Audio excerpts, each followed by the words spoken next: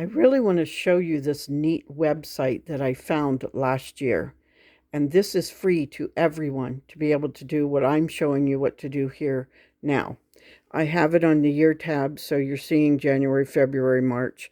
And what it does is tell me, right now I have it set for just seed and direct seed.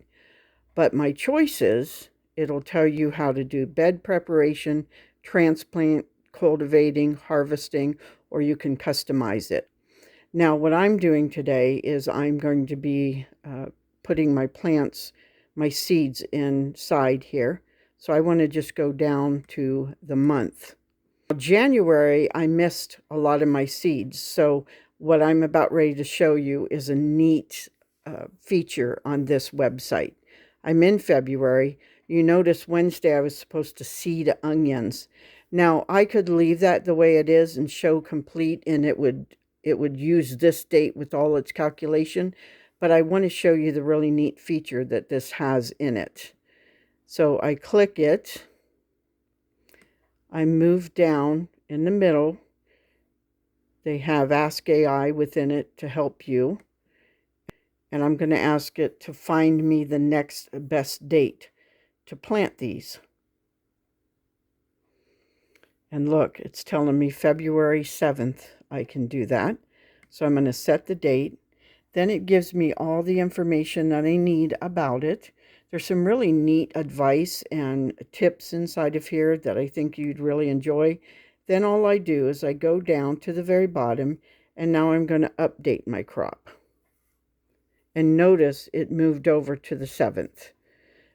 Now, I'm going to plant all of this stuff today. So when I hit completed, it's going to calculate it from this day, even if it's after the fact or before the fact.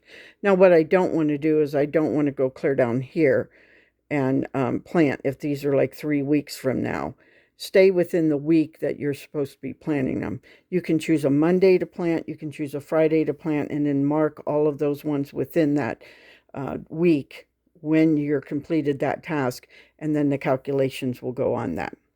Now, if you use my code to get your free service, they will also give you $5 worth of starter seeds. So I'd encourage you to go check that out. There's a lot of neat features in here, and Paul has a bunch of YouTube videos that he can show you how to use it. They also show on their website, and it's free to everybody. Now, if you want to go in and get some other stuff like a layout, and I'm just starting mine, I'm laying out my garden in here. You can have unlimited access and some other stuff in there if you pay a fee, and it's actually not that bad. I'm paying $20 a month for their unlimited, or I could upgrade that to a year at $168 for the unlimited. But you can see the prices inside there. So if I just want to go back to my calendar, and then so the task filter is in here. Now what I'm going to do is I'm going to print, because I'm going to have these sheets to take to my area where I'm prepping everything, and then it will have it there. I could also just take my computer, but it's really nice that you can print the information out. So this is just one part of the process. One of the other benefits from using Seed Time is, I showed you this before, you go into one of the plants. This is the Sweet Spanish Yellow Utah. And let's say I'm a new person, I've never planted anything before, and I'm unsure what to do. The nice feature that's within this program is it always defaults to the crop setting, but you can also do the how-to.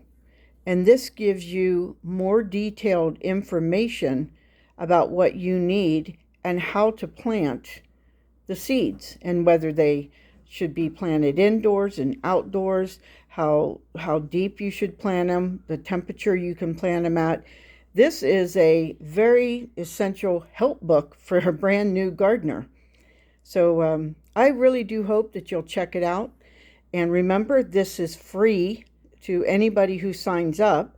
There is an upcharge if you want to get some of the other features within it, but this is available to everybody.